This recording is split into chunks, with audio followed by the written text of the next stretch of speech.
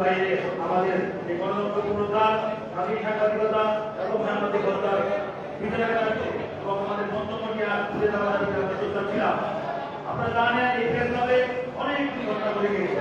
এর মধ্যে উল্লেখযোগ্য ঘটনাগুলি হচ্ছে 2007 সেপ্টেম্বর এই গ্রাউন্ডে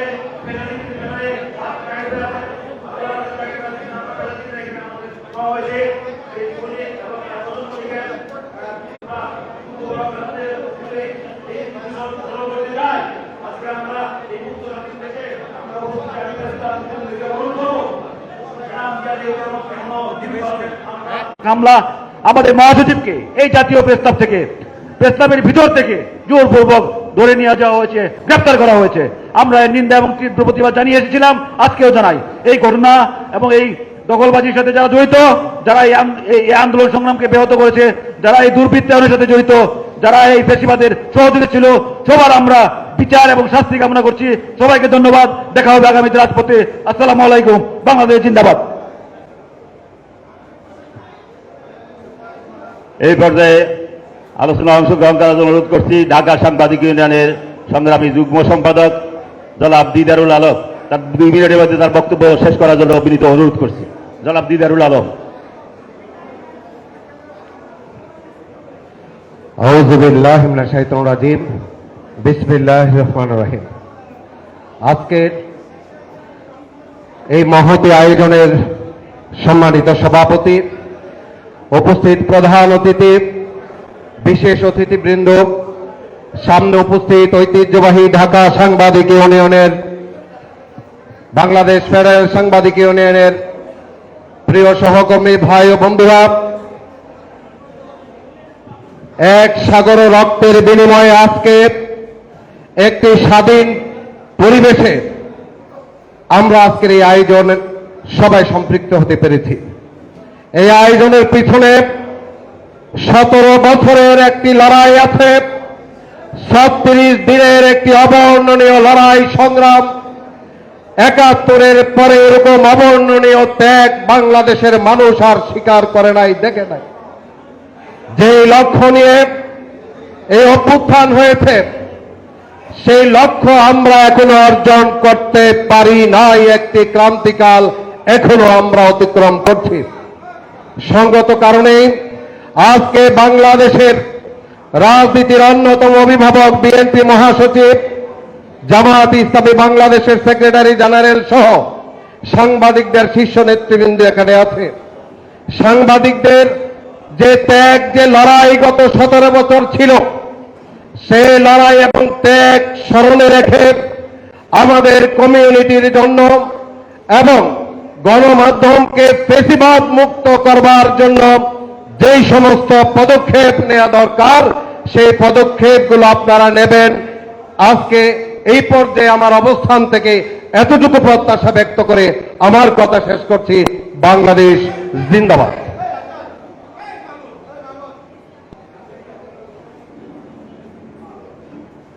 সম্মানিত উপস্থিতি, এই পর্যায়ে আলোচনা অংশগ্রহণ করার জন্য অনুরোধ করছি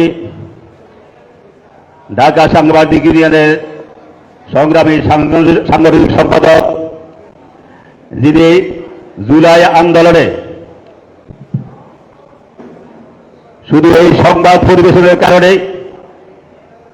রাতের অন্ধকারে, গভীর রাতে তার বাসা থেকে সাদা পোশাকধারী ডিবি তাকে তুলে নিয়ে গিয়েছিল এবং বিভিন্নভাবে তাকে রিমান্ডের নামে নির্যাতন করেছিল আমাদের সেই নেতা জনাব সাইদ খান।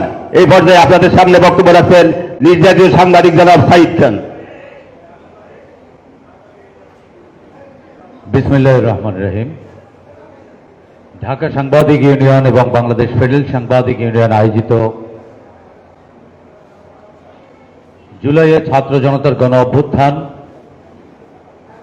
সাংবাদিকদের ভূমিকা শীর্ষক আজকের এই আলোচনা সভার সম্মানিত সভাপতি, ঢাকা সাংবাদিক ইউনিয়নের সুযোগ্য সভাপতি জনাব মোহাম্মদ শহীদুল ইসলাম, আজকের এই আয়োজনের প্রধান অতিথি বাংলাদেশ জাতীয়তাবাদী দল বিএনপির বিপ্লবী মহাসচিব জনাব মির্জা ফখরুল ইসলাম আলমগীর, উপস্থিত আছেন বাংলাদেশ জামায়াতে ইসলামীর সেক্রেটারি জেনারেল মিয়া গোলাম পরওয়ার সহ আমার সিনিয়র সাংবাদিক নেতৃবৃন্দ এবং জাতীয় নেতৃবৃন্দ, আসসালামু আলাইকুম। জুলাই গণ অভ্যুত্থান এটি ছিল কাঙ্ক্ষিত একটি পরিণতি। গত 15 বছর 7 মাস ফ্যাসিস্ট শেখ হাসিনার যে দুঃশাসন, জুলুম, নির্যাতন, নিপীড়ন, এর পরিণতি হচ্ছে জুলাই। জুলাই আন্দোলন শুধু 36 দিনের আন্দোলন নয়, এটি ছিল 18 কোটি বাঙালির, 18 কোটি বাংলাদেশি জনতার কাঙ্ক্ষিত একটি মাহেন্দ্রক্ষণ বলা চলে। যদি জুলাই 2024 বাংলাদেশের ক্যালেন্ডারে না আসতো, আজকে হয়তো আমাদের এই মঞ্চের অনেককে আমরা খুঁজে পেতাম না। আমি ব্যক্তিগতভাবে হয়তো আপনাদের সামনে দাঁড়াতে পারতাম না। ওই ফ্যাসিবাদের দোসরদের কপালে পড়ে আমরা অনেকেই হারিয়ে যেতাম। আমি ছোট্ট করে অল্প একটু বলবো, বক্তৃতা করবেন জাতীয় নেতৃবৃন্দ, আমার সিনিয়র নেতৃবৃন্দ। ফ্যাসিস্ট শেখ হাসিনার দুঃশাসন এতই ভয়ঙ্কর ছিল, যখন রাজনৈতিক শক্তিগুলো মুখ থুবড়ে পড়বার উপক্রম হয়েছিল,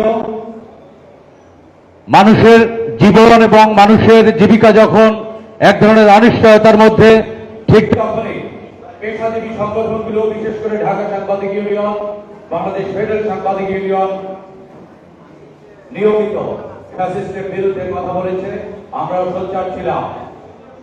এই পেশাজীবীদের ব্যানারে রাজনৈতিক নেতৃবৃন্দ নানানভাবে, নানান কৌশলে ফ্যাসিবাদের বিরুদ্ধে কথা বলার চেষ্টা করেছে, হাসিনার দুঃশাসনের বিরুদ্ধে কথা বলার চেষ্টা করেছে, যার পরিণতি জুলাই 36 বা 5 আগস্ট 2024। 23 জুলাই 2024 ওই দিন সারা দেশে ক্র্যাকডাউন চলছিল। আমার দেশের বিভিন্ন শিক্ষা প্রতিষ্ঠান যখন রক্তরঞ্জিত, ঠিক তখনই ঢাকা সাংবাদিক ইউনিয়ন এবং আজকে মঞ্চে উপবিষ্ট আছেন বাংলাদেশ ফেডারেল সাংবাদিক ইউনিয়নের মহাসচিব জনাব কাদের গনি চৌধুরী, তিনি বাংলাদেশ সম্মিলিত পেশাজীবী পরিষদেরও মহাসচিব।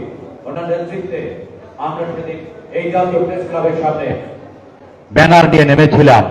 আমাদের মাইক কেড়ে নেওয়া হয়েছিল। ওই দিন আমরা খালি মাইক ছাড়া খালি মুখে বক্তৃতা করেছি। ওই রাতে আমাকে তুলে নিয়ে যাওয়া হয় আমার বাসা থেকে, এবং আমার অপরাধ ছিল ফ্যাসিবাদের বিরুদ্ধে কথা বলা। এবং আমি দ্য মিরর এশিয়া নামের জার্মান ভিত্তিক একটি গণমাধ্যমের ঢাকা প্রতিনিধি হিসেবে কর্মরত ছিলাম। সেই জার্মানিতে খবর পাঠানোর দায় আমাকে তুলে নেয়। রাতভর নির্যাতন, নিপীড়ন এবং এর পরের 5 দিন রিমান্ডের নামে মধ্যযুগীয় বর্বরতা। আজকে মঞ্চে আরেকজন উপবিষ্ট আছেন, জামায়াত ইসলামের সেক্রেটারি জেনারেল মিয়া গোলাম পরওয়ার। আমরা একই সাথে ওই তথাকথিত হারুনের ভাতের হোটেলে কিন্তু 5 দিনের রিমান্ডে ছিলাম। সেই নির্যাতন মিয়া গোলাম পরওয়ার ভাই নিতে প্রত্যক্ষ করেছেন। জাতীয় নেতৃবৃন্দকে আমরা দেখেছি রাতভর নির্যাতন, দিনভর জিজ্ঞাসাবাদের নামে মানসিক নিপীড়ন, এবং সর্বশেষ আমরা দেখেছি আমরা যখন আমাদেরকে কেরানীগঞ্জ কারাগারে পাঠানো হয়, 24 ঘন্টা লকআপে রেখে আমাদের মানসিক নির্যাতন করা হয়। এবং সর্বশেষ 5 আগস্টের 2 দিন আগে আমাদের খাবার এবং পানীয় বন্ধ করে দিয়ে নির্যাতন, নিপীড়ন করা হয়।